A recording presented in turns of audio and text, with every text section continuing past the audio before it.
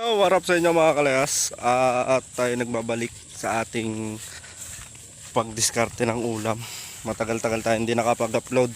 Kasi may nakareserba pa tayong isang video na hindi na-upload dahil nga sa kulangan ng storage hindi natin ma-save sa ating cellphone.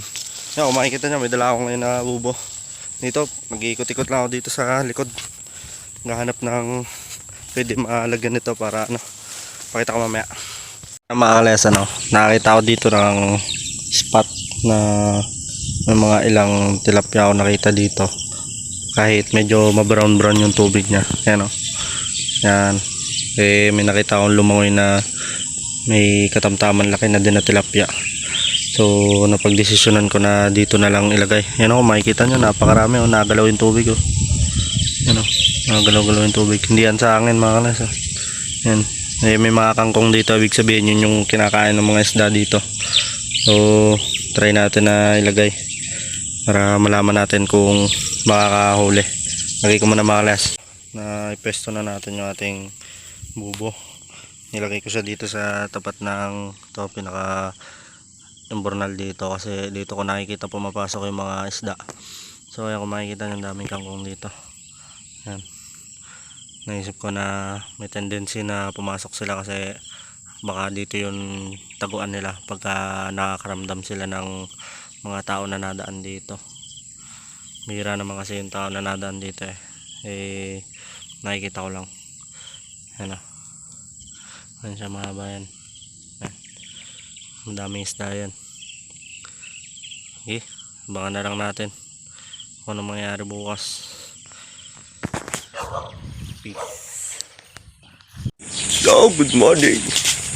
At tayo palis na dito sa bahay dahil tayo magpapandaw na ng ating tinaan kahapon. Okay. Tapos lang natin magkape. Tara.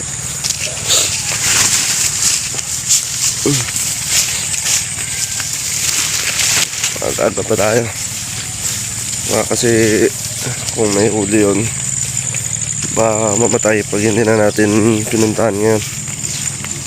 So mamaya lang ulit. Ayun na nga mga kalayas, na nakarating tayo dito sa pinagtaanan natin ng ating bubo o patanga. Yung parang ganda-gandang pangitain ito kasi mga tumatalon-talon na isda. So tignan natin kung may huli ba. Iahon na natin. Parang maganda-ganda to Hindi pa makabot. Pwede naman kaya natin. Uy,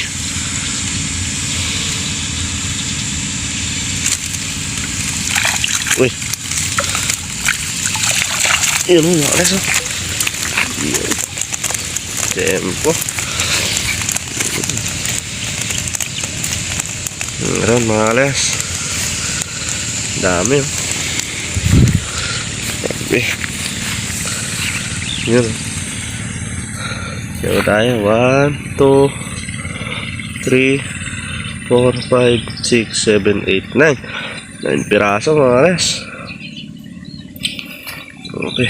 So yan, uwi na tayo. Thank you Lord, makakalibre na naman ang pangulam. Ayan, nakahuli tayo ng 9 piraso na tilapia. So makakalibre na tayo ng pangulam.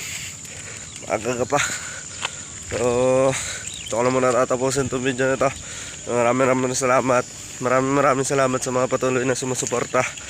Yan, i-subscribe nyo, tapos follow nyo yung Facebook page para lagi kayo updated sa mga i-upload ko na video.